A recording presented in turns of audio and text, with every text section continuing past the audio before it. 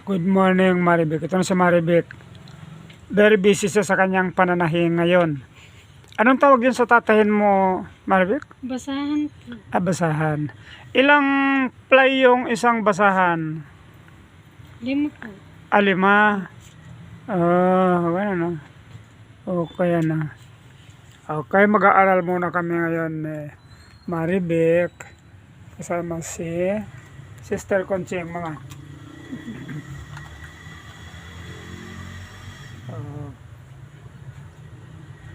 Dito kami sa pwesto ni Maribek at ng kanyang biyanan. Ang dami nilang mga paninda, mga damit, mga ukay-ukay, ano. And then nagtatahi sila. Punta kayo dito. Maghanap kayo ng mga huhusto sa inyo. Ang dami nilang mga damit dito pang babae. O magpatahi kayo. Okay. May pag-aaralan naman tayo dito na Maribek na napakaganda.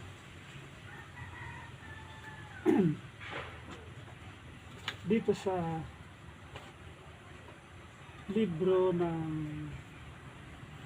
mga proverbio, babasa tayo dito ng isang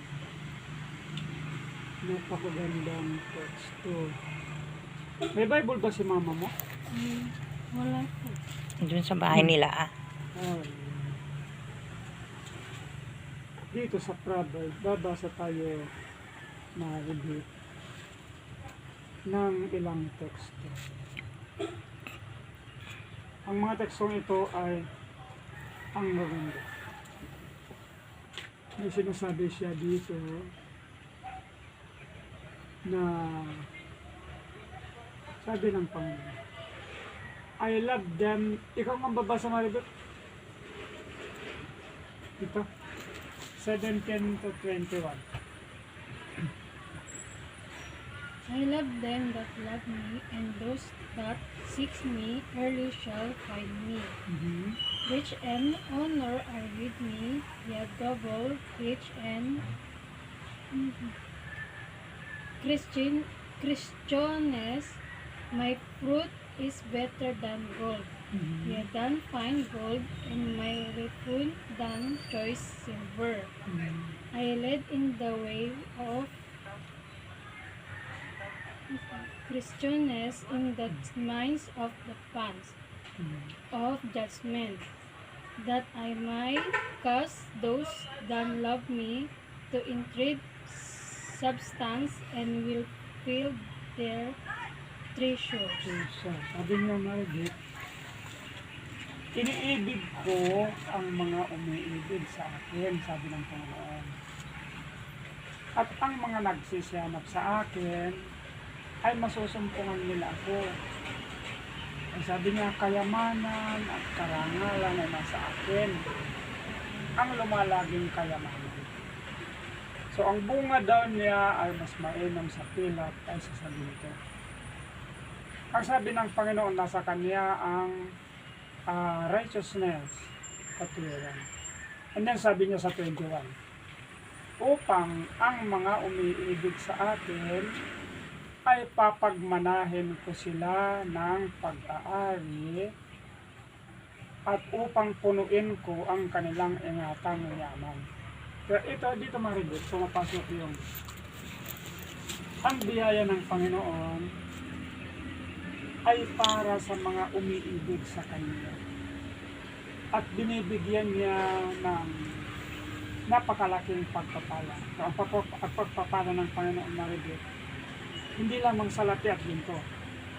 May mga pagpapala ng Panginoon sa isang tao na hindi mabibili ng pilak. Tulad halimbawa, ano ang hindi mabibili ng pilak na gusto mong makamit, Maribek? Magbibigay ako ang kaligayahan na hindi yan nabibili ng salapi. Ang kalusugan, hindi yan nabibili ng salapi. Ang pag-ibig, ang tunay na pag-ibig, hindi yan nabibili ng salapi.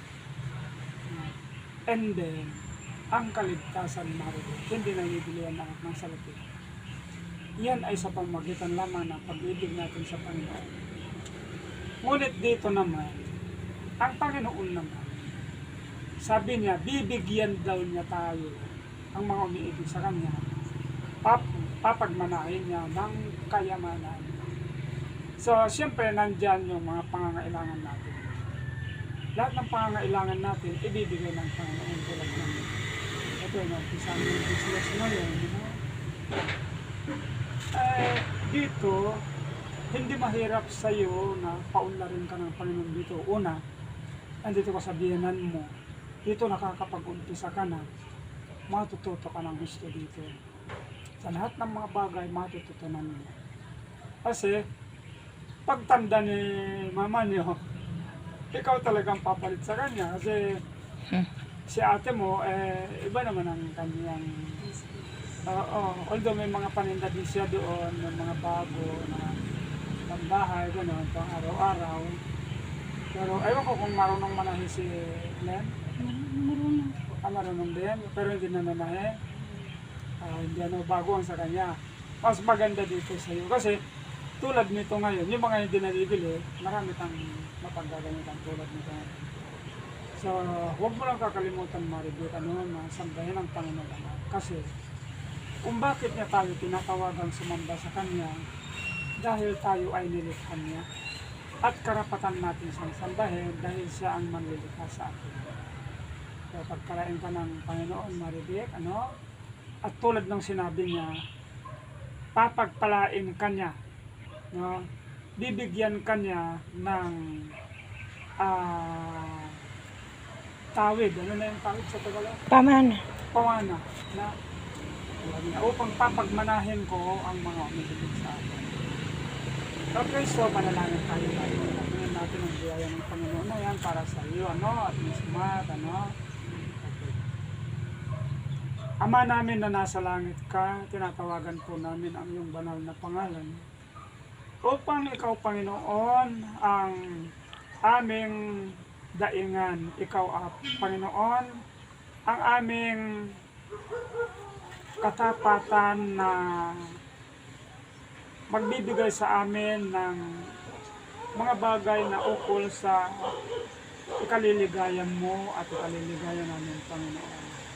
Ito, Panginoon, si Maribel, sa kanyang paninimula sa negosyong ito, bigyan si Panginoon ng sapat na karunungan at kaalaman sa mga gawain dito at paunlarin mo siya dito, Panginoon, upang mapatunayan niya ang lalong dakila at malaking pag-ibig mo.